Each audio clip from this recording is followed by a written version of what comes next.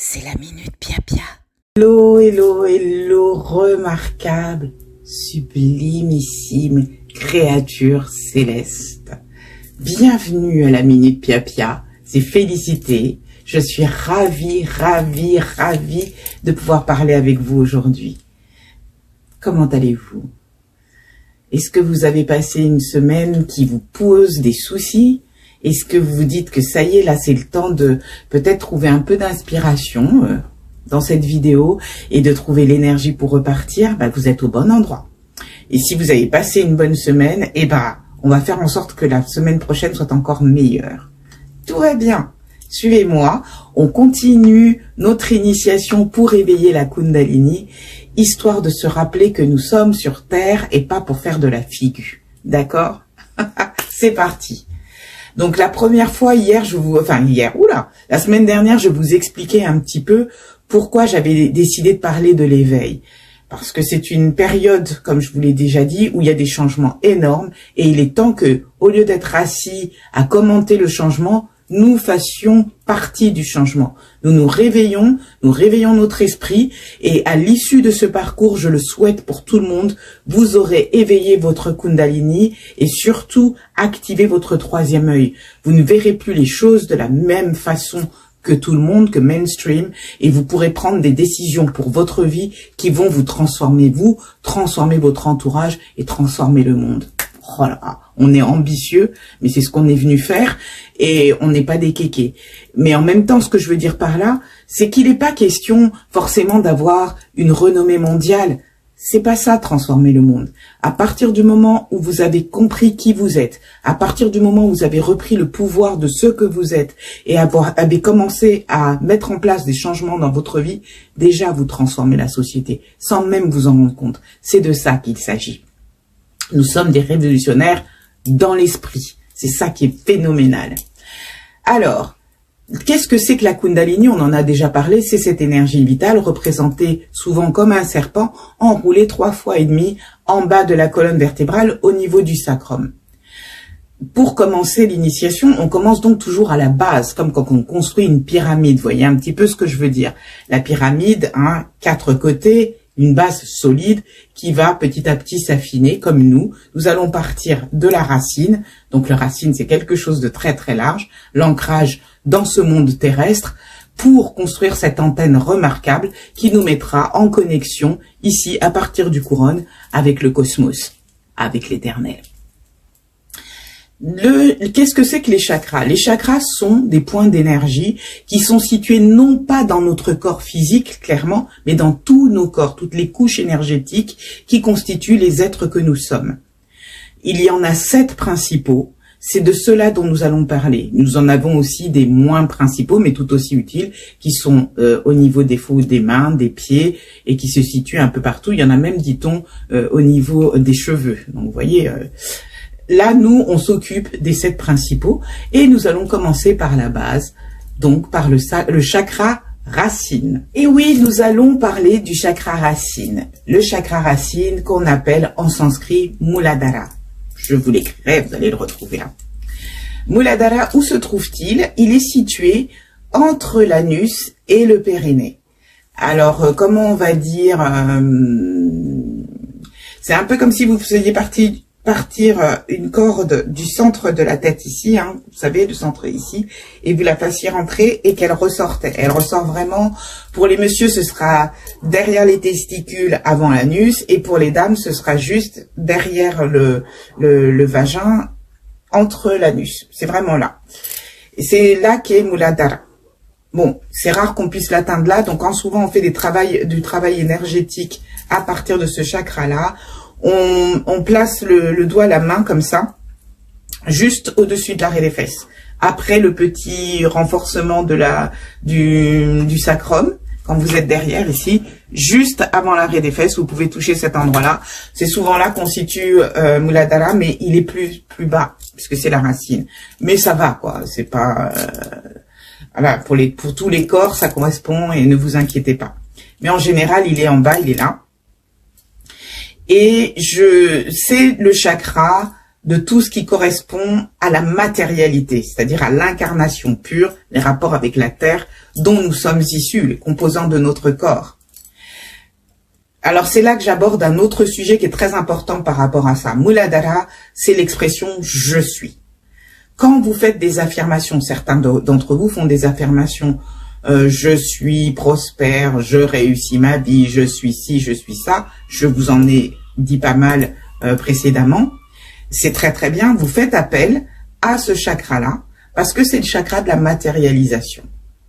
Mais voilà où je vais vous amener plus loin, parce que maintenant, on s'initie, d'accord? On rentre dans des choses beaucoup plus, comment on va dire, peut-être un peu moins politiquement correctes.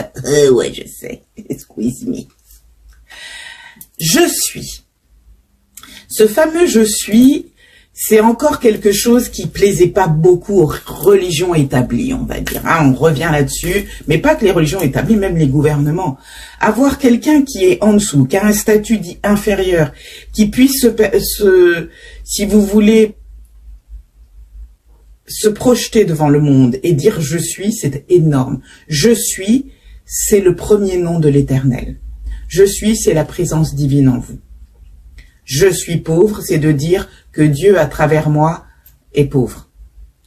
Je suis fauché, c'est Dieu à travers moi est fauché. Donc dans ce cas-là, que dit l'Éternel? Ben ok.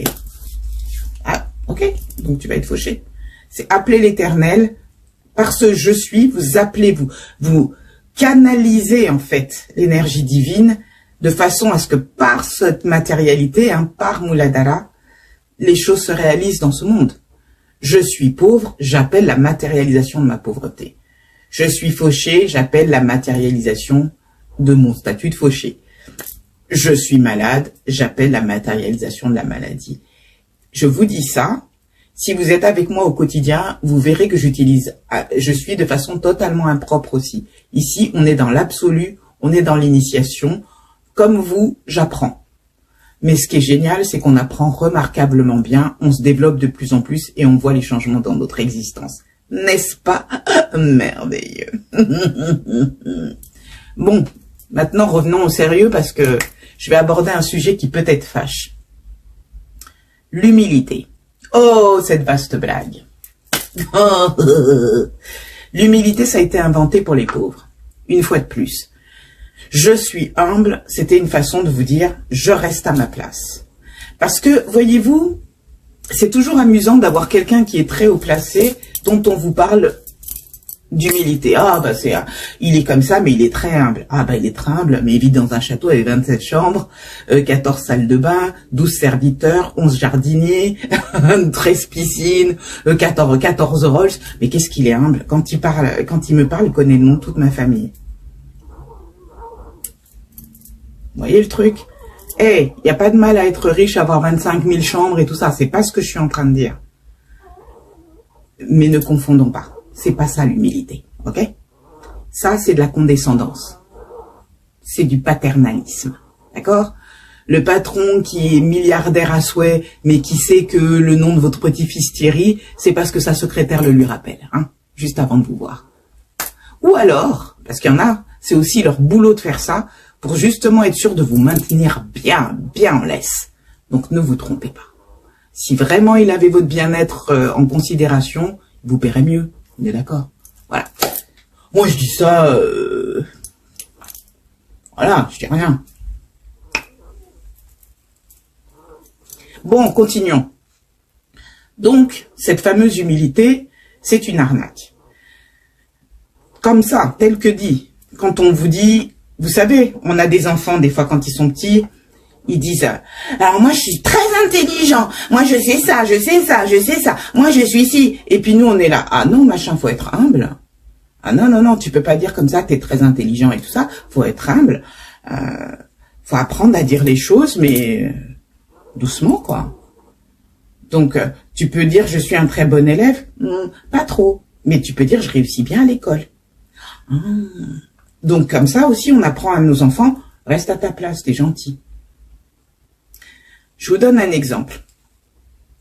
Mettons que vous mangiez avec mon double. Vous me connaissez pas, un copain, une copine vous a présenté, on est à table ensemble, et je m'amuse à faire cet exercice-là. Je parle de moi à la première personne, parce que bon, voilà, je suis pas de nom. Et je vais vous dire, oh, mais moi, je suis remarquablement intelligente. De toute façon, je l'ai toujours su, je suis douée. Depuis que je suis enfant, je suis particulièrement douée. Je réussis les trucs, je pourrais dire même que je suis un génie. Je possède le génie de mettre en place les choses. Je suis phénoménale. Non, mais des fois, c'est vrai, par exemple, quand il s'agit de tel ou tel sujet, quand on l'aborde en groupe et tout ça, je reconnais que j'ai des idées remarquables, je suis grandiose quand même. Et puis, bon voilà, fin du repas, on s'en va. Enfin, moi, je m'en vais, j'ai des choses à faire, et vous restez, copains, copines, pour discuter un petit peu, et vous dites, dis donc, ta copine, là, elle se prend pas pour de la merde, hein.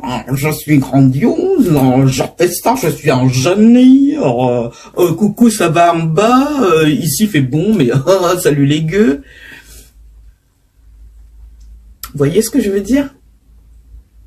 Bon, c'est une caricature. Maintenant, je reviens faire un repas avec vous, c'est pas la même personne, et je vous dis... vous me dites, oh là, bravo pour le projet que t'as mis en place avec machin.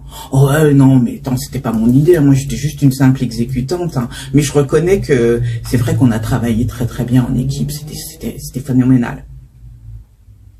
Là, oui, c'est vrai que je reconnais que j'ai eu l'idée, mais en fait, s'il n'y avait pas eu machin pour me pousser, je pense pas que je serais allée jusqu'au bout, hein. Tu sais, moi... Bon, je suis quand même une fille simple, hein. J'ai des fois un petit peu besoin qu'on me donne un petit coup, voilà, hein, qu'on me pousse en avant, parce que sinon, ça se passe pas grand-chose. Hein. Non, tu sais, moi, mon ambition, c'est de bien faire. Voilà, à partir du moment où j'ai ce qu'il me faut pour vivre, moi, ça me suffit, hein, je suis bien. Et puis là encore, j'ai des choses à faire, je quitte la table, tout va bien. Et vous restez avec les copains-copines. Oh, elle est géniale, hein. Puis qu'est-ce qu'elle est humble. Avec tout ce qu'elle a fait, elle est là, genre, c'est pas moi et tout. Moi, je l'adore. Je vais vous dire la différence entre la première et la deuxième personne. La première personne, il y a des chances qu'elle réussisse dans la vie, que, justement, elle puisse pourvoir pour sa famille, qu'elle puisse avoir une vie plus que décente, qu'elle puisse se permettre justement de payer des frais de santé s'il y a, d'aider ses amis s'il le faut sans compter, et d'aider son pays ou les structures autour d'elle si elle le souhaite. En tout cas, ça peut être quelqu'un qui va réussir sa vie parce qu'elle avait le sens de sa valeur, elle l'a proclamé, et elle n'avait pas honte de le dire. La deuxième personne, oh, elle va être adorée de tout le monde, elle sera fauchée toute sa vie, mais c'est pas un problème, on l'adore, elle est humble. Et puis qu'est-ce qu'elle est intelligente. Mais t'as vu, hein, elle au moins elle écrase pas les gens, ben ça, ben bien sûr, elle peut pas. Elle vit dans une petite maison, elle a une petite vie, elle a dit qu'elle était simple et qu'elle pouvait se contenter de pas grand-chose. L'univers l'a entendu, elle vivra avec pas grand-chose. Qui vous aimeriez être vous? On est entre nous. Alors l'autre, c'est une caricature. Et l'autre aussi. Mais le problème, c'est que la deuxième caricature, vous les connaissez, vous les travaillez. Peut-être même que vous l'êtes. Moi, je l'ai été. Vous les croisez tout le temps. Vous savez pourquoi je l'ai été? Parce qu'à chaque fois, j'ouvrais ma gueule quand j'étais petite, on me disait, oh. Ah, j'ai un père qui avait jamais honte d'être ce qu'il était. Et je vais vous le dire clairement. Il a laissé son corps maintenant, il est reparti dans notre demeure, il est dans une autre dimension, donc je peux en parler librement. Mon père était un génie, mon père était un homme phénoménal. Mon père c'était phénoménal ce qu'il était. Il a toujours fait en sorte qu'on ne le sache pas, parce qu'il ne voulait pas que ça nous fasse de l'ombre. Vous voyez le truc? Donc j'ai appris vraiment qui il était, tout ce qu'il avait fait, le jour de son enterrement. Ça, c'est de l'humilité. Mais par contre, avec les gens, il l'était pas. J'ai eu des récits où les gens le trouvaient arrogant, fier, machin et tout. Fier de quoi? Il avait la notion de ce qu'il était, il allait pas s'écraser pour vous, et particulièrement devant les Caucasiens quand on est un homme noir. Et d'ailleurs, c'est pour ça qu'il leur a tenu tête, et c'est pour ça qu'ils se sont souvenus de lui, même au jour de sa mort. Ils n'avaient jamais vu ça à l'époque, dans les gens dans les années 60. Maintenant, vous avez les autres, les humbles, les oh c'est pas moi, les machins, les trucs. Vous pouvez m'en citer un? Vous allez parler de votre grand-père, de votre grand-mère, votre grand-oncle, votre arrière-aïeul. Oui, dans la famille, ok, et après? Il nous a laissé des valeurs d'humilité, ouais, et puis de faucher aussi. Ok? Ah oui, mais quand même, on a Dieu. Ouais. Vous savez qu'il y en a qui ont Dieu et puis qui vivent bien? Ah ouais, mais c'est vrai, j'avais oublié, ceux-là, ils finiront en enfer pendant que vous irez au paradis après avoir crevé la dalle toute votre existence. C'est ça que vous voulez? Donc, vous allez m'oublier l'humilité et on va parler de la vraie humilité. Parce que cette humilité-là, c'est une humilité, c'est de l'arnaque. D'accord? C'est du spam, c'est du hacking, on vient hacker votre conscience en vous vendant de la merde. Excusez-moi de vous dire ça. La véritable humilité, elle est face à l'éternel. Elle est jamais face à un autre être humain. D'accord? Nous sommes tous fils de Dieu. La véritable humilité, elle est par rapport à l'éternel. Elle est de reconnaître que justement, quand vous avez réussi quelque chose de si phénoménal que pour les autres humains, vous êtes vécu comme quelqu'un qui a réussi sa vie, c'est l'énergie divine à travers vous qui a établi ce royaume. C'est ça l'humilité. Vous commencez à comprendre? Donc vous écrasez plus jamais devant quiconque. Et je vais vous donner un dernier exemple. J'ai été actrice pendant très longtemps, c'était mon métier, j'étais actrice, comédienne, mais surtout actrice, je faisais la télé et du cinéma. Et quand je jouais, souvent avec des artistes de type caucasien, j'ai eu des rôles des fois très intenses, où il fallait soit que je me mette en colère, soit que je pleure, etc. Et je me souviens que les réactions des réalisateurs, pour la plupart, sauf une, ça a été toujours gomme, descends. Gommer, ça veut dire fais moins, on voit moins d'énergie, quoi. Pourquoi? Parce qu'à côté de moi, l'acteur que j'avais en face, qui était l'acteur connu, lui n'avait pas une énergie aussi puissante. Donc, comme j'étais là, moi, pour le mettre en valeur, pour lui servir la soupe, pas pour qu'on me voie, moi. Même si j'étais la dame qui souffre, qui pleure, truc, c'est lui qu'on doit voir. Vous voyez ce que je veux dire? Ou elle. Un jour, je jouais dans une petite série pour une chaîne connue, avec une actrice caucasienne qui était connue à l'époque. Elle faisait partie d'un groupe qui était très très populaire, et là, elle jouait en solo dans cette série-là. Et elle jouait avec aussi dans un rôle récurrent principal mais secondaire, une actrice noire qui maintenant est beaucoup plus connue en France, mais qui à l'époque démarrait un peu. Moi j'étais là, j'avais vraiment un rôle tout petit, hein, rien du tout, quoi. Et c'est pas de l'humilité, c'est la réalité. De l'humilité, pardon. Mais pendant les scènes, je voyais que les scènes, elles avaient des scènes toutes les deux. À chaque fois, on stoppait parce que l'actrice noire, l'actrice mélanisée, apparemment causait problème. Elle était pas bien placée, elle répondait pas au bon moment. L'autre actrice caucasienne se plaignait. Non mais là t'aurais dû dire ça. Ouais mais là tu m'as tourné le dos, ça m'a perturbé. Voilà. Et puis on fait une petite pause pour boire du café et tout ça. Pendant tout le truc, moi j'observais la scène. Je faisais ce qu'on appelle une silhouette, c'est-à-dire c'est pas une figuration parce qu'on a quand même une petite phrase à dire, mais on n'est pas un personnage de la série en soi. Mais là où j'étais placée, je pouvais les regarder. Et je vous assure que quand je vous regarde, vous voyez que je vous regarde. L'énergie, n'est-ce pas? Donc l'actrice caucasienne se met à côté de moi quand je prends le café, je sens c'est quelqu'un qui a compris où elle peut boire de l'énergie. Vous voyez où je commence à en venir. Elle était en train de se nourrir de l'énergie de l'autre actrice qui perdait ses moyens à chaque fois. Elle sent que moi j'ai de l'énergie. Donc elle vient à côté de moi, elle prend son café, elle est à côté de moi. Moi tout de suite je bloque. Donc elle me dit bonjour, c'est une façon de reprendre l'énergie. Je vous rappelle, à l'époque elle était connue, c'était une vedette. Elle l'est toujours pour les anciennes générations, je pense pas pour les jeunes. Donc je lui dis bonjour, mais je bloque l'arrivée d'énergie. Donc elle dit voilà, vous êtes nouvelle, ça j'explique, voilà, là je suis une silhouette et tout. Elle dit vous aimez bien la série? Je dis ouais, je connaissais pas, je trouve ça vraiment très marrant et tout. Puis elle me dit bon je vais aller fumer un petit peu. Et elle s'éloigne. Elle a pas pu prendre d'énergie. Elle sentait qu'elle perdait de temps, fallait qu'elle entraîne ailleurs. Moi je me dirige vers l'actrice mélanisée. Je lui dis excuse-moi, est-ce que je peux parler avec toi? Elle me dit ouais. Je lui dis j'espère que je vais pas te blesser. Est-ce que je peux te dire ce que j'ai observé? Elle me dit ah oui bien sûr. Et je lui explique, je dis, cette femme-là, elle s'est servie de ton énergie à chaque fois, c'est pour ça que tu perdais tes moyens, que tu étais tout le temps en décalage. Est-ce que je peux te donner un conseil? Vas-y. Prochaine fois, quand vous allez arriver sur le plateau, vous allez jouer, dès qu'elle commence à parler, tu aspires l'énergie. Mais simplement, je veux que mentalement, tu te mettes comme un voile, un filtre, tu ne prends que ce qu'elle t'a pris. Pas son truc à elle, son énergie à elle ne te servira pas. Tu ne prends que ce qu'elle t'a pris. Et c'est ce que tu demandes. Quelle couleur donnerais-tu à ton énergie? Alors elle m'a dit, je sais plus quelle couleur elle m'a dit. J'ai dit donc, quand tu imagines ça, tu imagines c'est une lumière de telle couleur qui vient d'elle vers toi. C'est tout. Merci beaucoup. Elle va faire son truc, on va faire son truc. On reprend le tournage. Et là, pouf, action. Et c'est l'autre actrice caucasienne qui s'en mêle les pinceaux. Elle dit non, je suis désolée, on reprend. On reprend. Tada dit, elle s'en mêle encore les pinceaux et tout. On reprend et là, elle s'énerve. Elle dit, je sais pas ce que j'ai là. Je demande une petite pause et tout ça.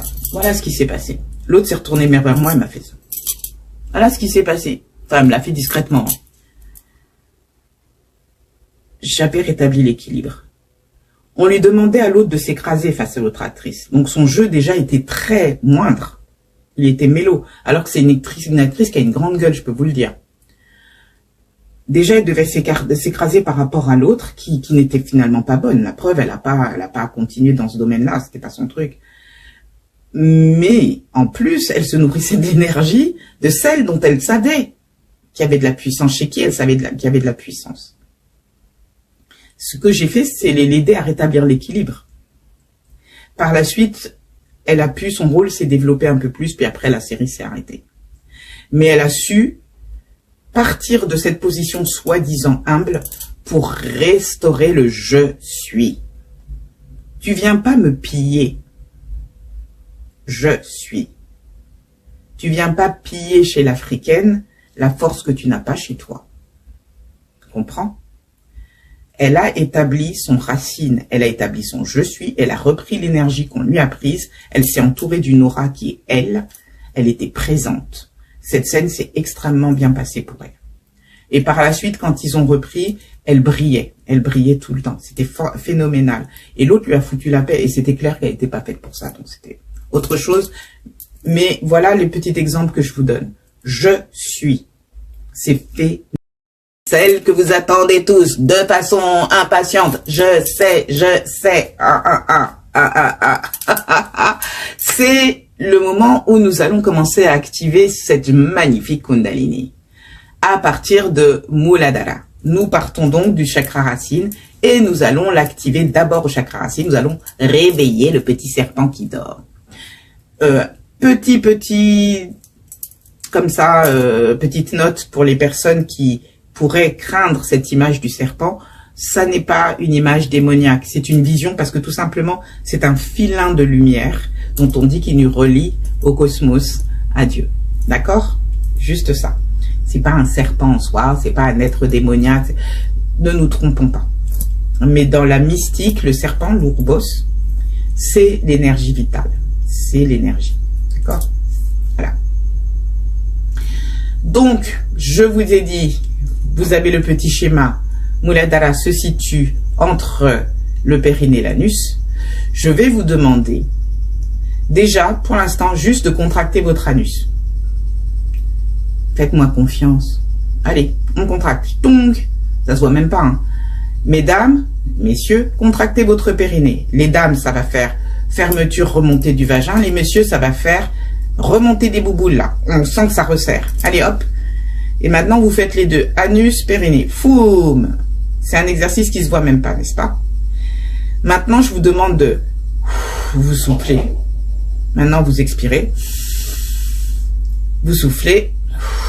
Remontez. Et bloquez la respiration. Et laissez monter l'énergie depuis justement ce point entre l'anus et le vagin, l'anus et les testicules. Laissez-le monter. Montez. Et en même temps, vos yeux, votre regard, fermez les yeux. Vous placez votre regard entre vos deux yeux. Même les yeux fermés, entre les sourcils, là-haut, là. Allons-y, on monte. Allez. Et laissez. Maintenant, les mains, vous les posez comme ça sur vos genoux. Et pendant quelques secondes, ressentez juste ce que vous venez faire. Toujours les yeux fermés et le regard fixé sur l'espace entre les sourcils, là, le troisième œil.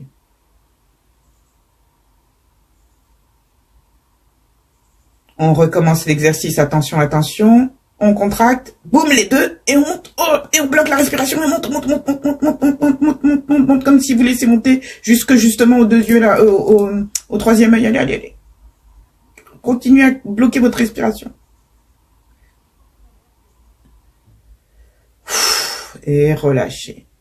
Et là encore, posez vos mains, sentez le résultat, en ayant toujours les yeux fermés, mais les yeux tournés vers le troisième œil.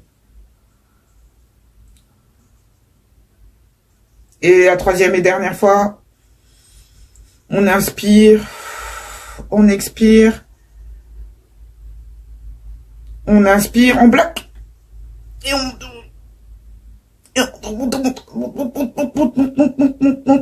bloque la respiration, monte, les yeux fermés, troisième œil, monte, tiens, et relâche. Et là encore, allez hop, on relâche les mains, posez négligemment sur les genoux, sur les cuisses en tout cas. Les yeux fermés, tournés vers le troisième œil. On prend une grande inspiration du nez et une expiration du nez encore. Et on ouvre les yeux tout doucement et on revient. En faisant ça, vous avez commencé à activer Muladhara. Vous avez commencé à activer la Kundalini. Certains vont ressentir un petit appétit sexuel qui se réveille. C'est pas une mauvaise chose. Ça veut dire que vous vous réveillez en tant que présence corporelle. Ça veut dire aussi que vous n'avez peut-être pas une sexualité très vive, dans le sens où vous n'utilisez pas trop votre corps à ces fins-là. Donc, c'est une façon aussi pour votre corps de vous rappeler, c'est aussi une façon de se souvenir de ma sexualité, du fait que je suis un corps avec un sexe, c'est-à-dire que je suis incarné. D'accord? C'est ça le résultat. Après, vous en faites ce que vous voulez. Autre chose, vous allez commencer à utiliser le « je suis ». Je vous ai déjà fait une vidéo sur le « I am here », je suis ici, je suis là. Quand vous allez faire cette respiration-là, je vous invite, si vous le souhaitez, à formuler une prière, à forme de Père, Mère, Allah, comme de « je suis ». Et c'est là qu'on obtient, alors ça va être un peu long ma vidéo, mais je suis désolée, c'est important. C'est là qu'on obtient la partie la plus importante. Vous avez fait monter l'énergie, vous êtes entré dans ce royaume de prière, vous avez commencé à faire gling, gling, gling, gling dans le cosmos où on dit, oui, il se passe quelque chose. Et là, vous allez commencer cette affirmation. Je suis. Je suis, on commence par je suis ici. Je suis là. Ça veut dire je suis posé, j'existe. Hein, je suis. Et là, trouvez votre je suis. Je suis puissante. Je suis phénoménale. Je suis grandiose. Je suis un génie. Je suis, je sais pas, éternelle. Je suis magnifique. Je suis radieuse. Je suis, trouvez les mots, mais trouvez les mots à résonance les plus puissantes et les mots qu'on n'ose jamais dire devant les gens. Je suis phénoménale. Je suis inoubliable. Je suis incontournable. Je suis phénoménale, encore une fois. Allez-y, mais cherchez. Je les ai pas, ces mots, mais ils vont venir. Dites-les maintenant que vous avez cette énergie et vous allez sentir qu'il se passe un truc ici. C'est-à-dire que le contact avec l'énergie divine, avec la présence est activé. Et elle entre. Et vous avez posé ça dans vos racines. Je suis ici. Je suis riche. Je suis pleine de qualités phénoménales. Je suis grandiose. Je suis incroyable. Je suis inattendue. Je suis mystérieuse. Je suis riche, grande, abondante. Je suis belle. Je suis... Allez-y. Je suis magnétique. Je suis charismatique. Je suis une nature phénoménale. Je suis... j'en sais rien. Allez-y. Allez-y.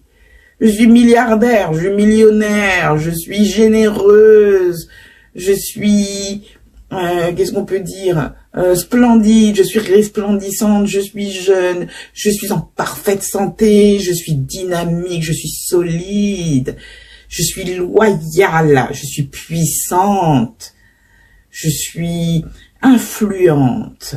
Je suis, voyez, bouf, allez-y. Je suis, pas j'ai. Nous sommes dans l'essence, pas dans l'avoir. On en parlera une autre fois. Voilà, je vous invite à continuer ça jusqu'à ce que vous sentiez une bouffée d'énergie phénoménale parce que ça a monté, monté, monté. Je vous invite même à l'enregistrer peut-être sur votre téléphone pour vous le rejouer après à chaque fois. Je suis. Et à chaque fois, je vous invite à pouf, coincer le sphincter, faire remonter cette énergie jusqu'ici à les yeux fermés. On se concentre là. On fait ça 3 fois, on respire un bon coup et on y va, on lance les affirmations et c'est tout, ça suffit. Vous commencez votre journée comme ça, je vous assure que vous allez voir des changements dans la semaine. Alors, Minute Pia, c'est terminé pour aujourd'hui. Mais je vous assure, vous commencez ça, les gens vont vous voir changer. Votre rayonnement va être différent, votre présence va être différente, votre façon de marcher va être différente, votre façon de parler va être différente. Vous allez assumer votre présence et votre pouvoir. Vous allez cesser d'être humble pour devenir véritablement humble vis-à-vis de l'Éternel pour qu'il puisse opérer sa magie à travers vous, phénoménale créature céleste. C'est compris? Yes, on est parti pour ça. On se voit la semaine prochaine. Je dis bienvenue aux nouveaux adhérents, mais vraiment, mais servez-vous. Vous avez une vidéothèque, elle est là pour vous. Merci à ceux qui m'écrivent. Je vous rappelle que je ne prends pas d'argent pour l'instant. Je n'ai pas encore monté le système que je voudrais monter. Donc, quand je propose des fois des petits conseils ou de vous envoyer des prières ou des trucs, c'est gratuit. Je ne fais pas payer. Vous pouvez me contacter à feliscoaching@gmail.com. Ça sera marqué dans le petit comment. C'est tout ce que je fais comme comment. Voilà. Et on se voit la semaine prochaine. D'ici là, prenez soin de vous. Existez, vous n'avez plus d'excuses. Prenez soin de ceux que vous aimez, ceux que vous n'aimez pas ou ceux qui vous emmerdent, laissez-les à l'Éternel. Ce qui est phénoménal, c'est qu'il saura s'en occuper. Allez, on se dit à bientôt. Merci.